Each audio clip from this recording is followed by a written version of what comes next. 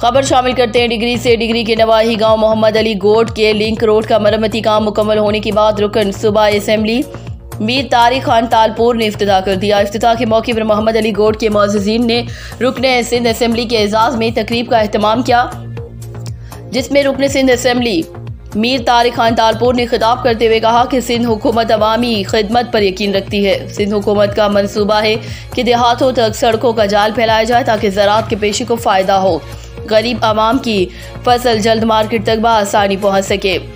ज़राअत की तरक्की के लिए नहरों की लाइनिंग का काम भी जारी है। मोहम्मद अली गोड के करीब से गुजरने वाली वली मुरीद शाह को हाल ही में पुख्ता किया गया है, जिससे टैल का पानी भी पहुंच रहा है, पानी ज़ाया भी नहीं हो रहा। इस मौके पर साबिक चेयरमैन मीर जुल्फ़िकार अली खान तालपुर, मीर शारिक तालपुर, मीर फतेह खान तालपुर, DIG मोहम्मद आसिम कायम खानी, मोहम्मद नईम खान कायम खानी समेत कायम खानी बरादरी के मुअज़्ज़िज़ीन की बड़ी तादाद मौजूद थी। रिपोर्ट मोहम्मद आसिम आराय, तहसील नुमाइंदा डिगरी।